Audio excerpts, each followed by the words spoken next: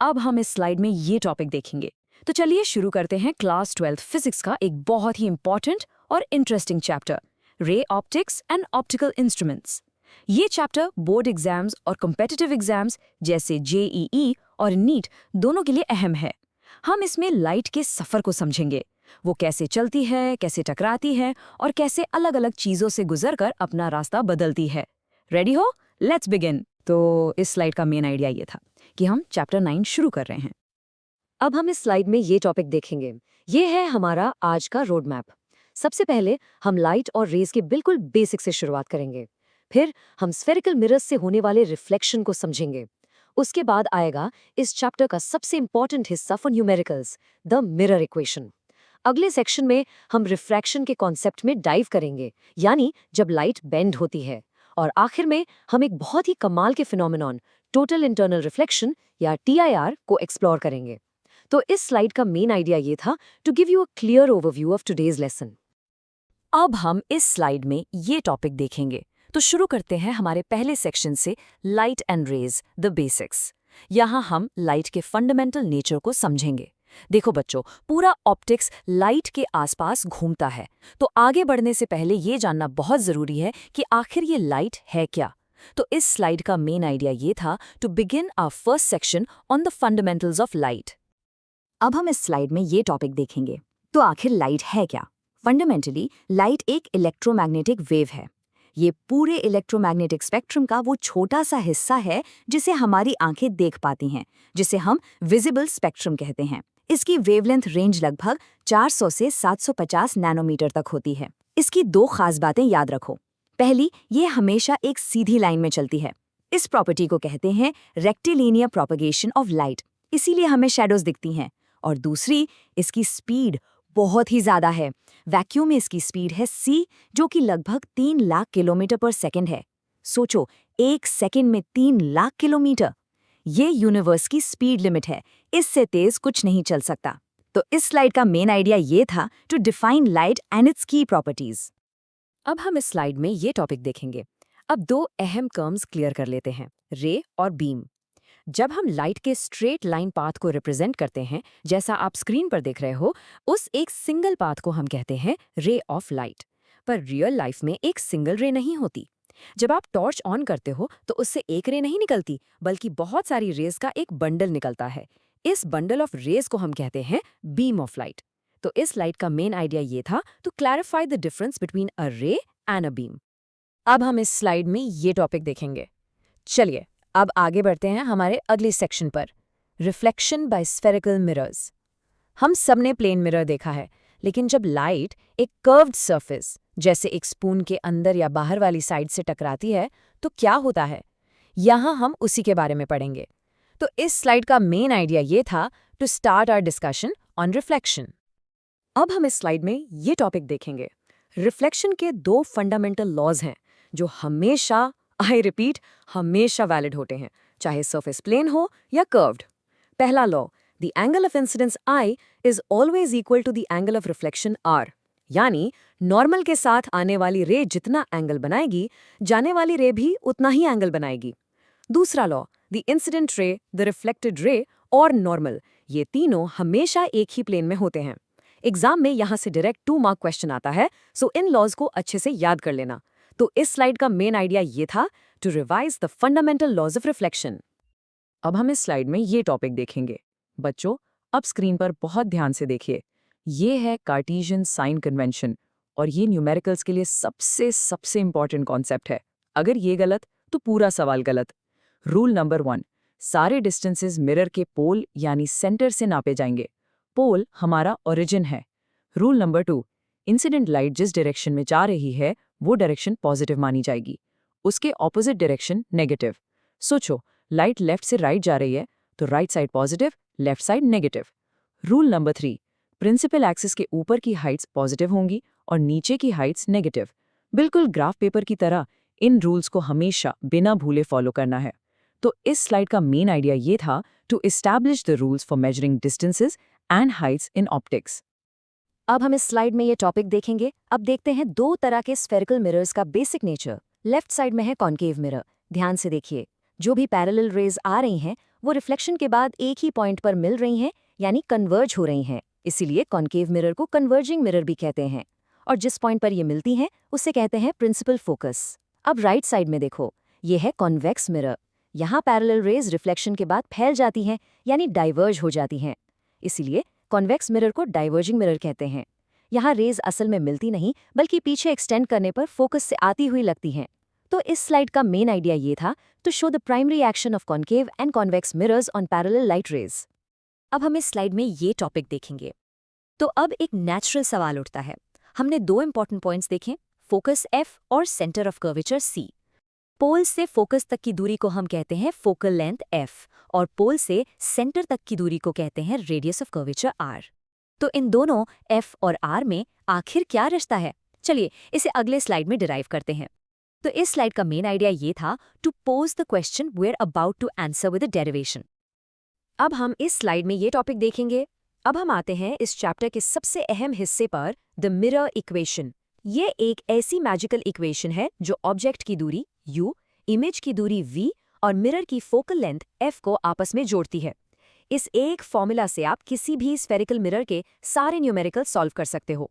तो इस स्लाइड का मेन आइडिया ये था, to introduce the core formula for spherical mirrors. अब हम इस स्लाइड में ये टॉपिक देखेंगे। तो ये रहा हमारे पिछले सवाल का जवाब। इस डेरिवेशन में हम laws of reflection, angle I equals to angle R और सिंपल ज्योमेट्री का इस्तेमाल करते हैं। हम यहाँ एक छोटा सा अजम्पशन लेते हैं कि रेज पैराक्सियल हैं, यानी वो प्रिंसिपल एक्सिस के बहुत पास से आ रही हैं।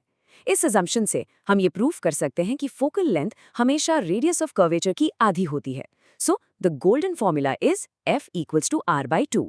ये फॉर्मूला बहुत जरूरी है, इसे हमेशा याद रखिएगा। तो इस स्लाइड का मेन आइडिया ये था, to derive and present the relationship between F and R। अब हम इस स्लाइड में ये टॉपिक देखेंगे। ये दो फॉर्मूलाज इस चैप्टर की जान है, इन्हें अपने नोट्स में हाईलाइट कर लो।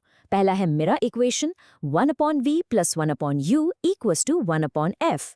यहाँ u है ऑब्जेक्ट डिस्टेंस, v है इमेज डिस्टेंस और f है फोकल लेंथ। याद रखना, साइन कन्वेंशन के साथ वैल्यूज पुट करनी है। दूसरा फॉर्मूला है लीनियर मैग्निफिकेशन, m। ये बताता है कि इमेज ऑब्जेक्ट के मुकाबले कितनी बड़ी या छोटी है। अगर m की वैल्यू 1 से ज्यादा तो इमेज मैग्निफाइड, 1 से कम तो डिमिनिश्ड। और सबसे इंपॉर्टेंट, अगर m नेगेटिव है तो इमेज रियल और इन्वर्टेड उल्टी होगी।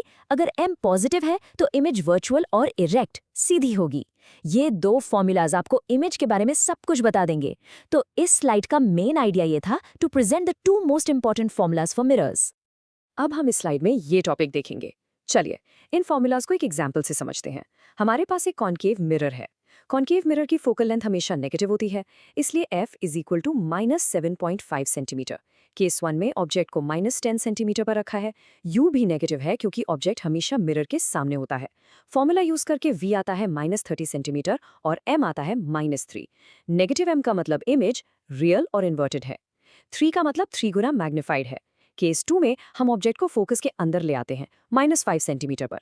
इस बार v की वैल्यू पॉजिटिव आती है, +15 सेंटीमीटर, और m भी पॉजिटिव है, +3। पॉजिटिव m का मतलब इमेज वर्चुअल, इरेक्ट और मैग्निफाइड है। देखा, ऑब्जेक्ट की पोजीशन बदलने से इमेज का नेचर कैसे बदल गया। तो इस स्लाइड का मेन आइडिया ये था, to apply the mirror formula and see how image nature changes with object position. अब हम इस स्लाइड में ये टॉपिक देखेंगे। रिफ्लेक्शन को समझने के बाद अब हम लाइट के एक और इंटरेस्टिंग बिहेवियर पर चलते हैं, रिफ्रैक्शन। आपने कभी पानी के ग्लास में रखी पेंसिल को टेढ़ा बेंट देखा है? वो इसी फिनोमेनॉन की वजह से होता है। रिफ्रैक्शन तब होता है जब लाइट एक मीडियम से दूसरे मीडियम में जाती है, जैसे हवा से पानी में, और इंटरफेस पर वो थोड़ा सा बेंड हो जाती है। तो इस स्लाइड का मेन आइडिया ये था, to begin the topic of refraction. अब हम इस स्लाइड में ये टॉपिक देखेंगे। इस डायग्राम में देखिए, एक इंसिडेंट रे मीडियम 1 से आकर मीडियम 2 के इंटरफेस पर टकरा रही है। यहाँ दो चीजें हो रही हैं। लाइट का एक छोटा सा हिस्सा रिफ्लेक्ट हो जाता है, लेकिन ज्यादातर हिस्सा मीडियम 2 में एंटर कर जाता है। और ध्यान से देखें, जैसे ही वो मीडियम 2 में घुसी, उसका रास्ता थोड़ा सा बेंड हो गया।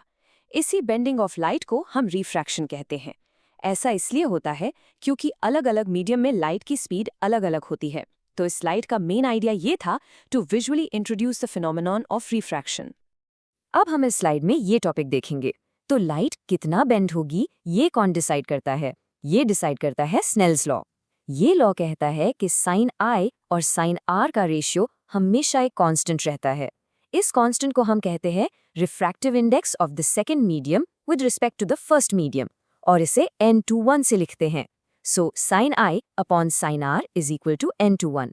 ये कांस्टेंट इस बात पर डिपेंड करता है कि लाइट किस मीडियम से किस मीडियम में जा रही है। फॉर एग्जाम्पल, हवा से पानी के लिए इसकी वैल्यू अलग होगी और हवा से ग्लास के लिए अलग। तो इस स्लाइड का मेन आइडिया ये था to state and explain Snell's law. अब हम इस स्लाइड में ये टॉपिक देखेंगे। अब हम रिफ्रैक्शन का एक बहुत ही स्पेशल और फैसिनेटिंग केस देखेंगे, टोटल इंटरनल रिफ्लेक्शन या TIR।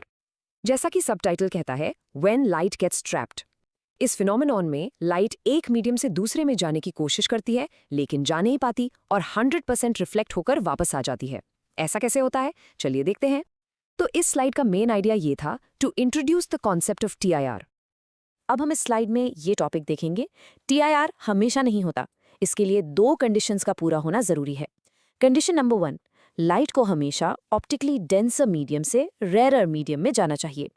डेंसर मतलब जिसका रिफ्रैक्टिव इंडेक्स ज़्यादा हो, जैसे पानी।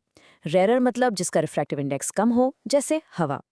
कंडीशन नंबर 2, जो एंगल ऑफ इंसिडेंस आई है वो एक खास एंगल, जिसे हम क्रिटिकल एंगल IC कहते हैं, से बड़ा होना चाहिए।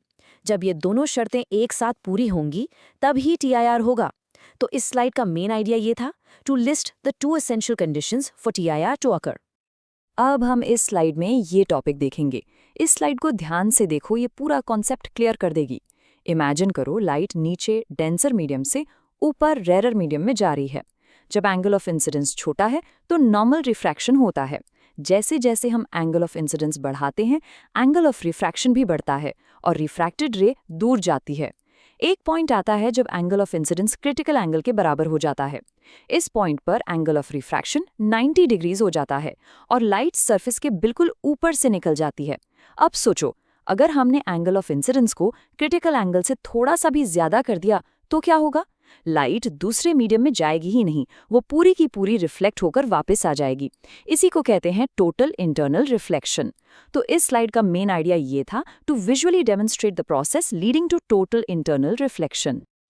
अंत हम इस स्लाइड में ये टॉपिक देखेंगे। TIR सिर्फ एक टेक्स्ट बुक कॉन्सेप्ट नहीं है, इसके कमाल के रियल वर्ल्ड एप्लीकेशंस हैं, जैसे कि प्रिज्म्स। बाइनोक्यूलर्स में लाइट को बेंड करने के लिए TIR का यूज होता है।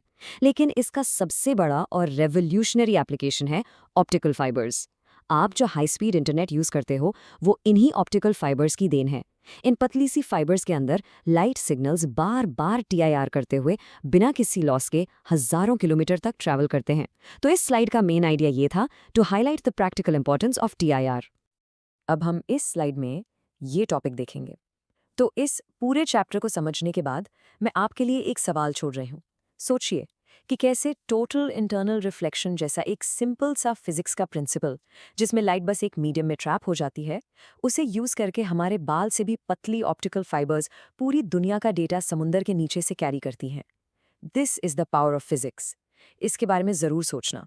तो इस स्लाइड का मेन आइडिया ये था to leave you with a final thought connecting the chapter to modern technology. अगर आपको ये वीडियो हेल्पफुल लगी हो तो लाइक करिए, शेयर करिए अपने दोस्तों के साथ, चैनल को सब्सक्राइब करिए और कमेंट करके ज़रूर बताइए आप नेक्स्ट कौन सा चैप्टर देखना चाहते हो।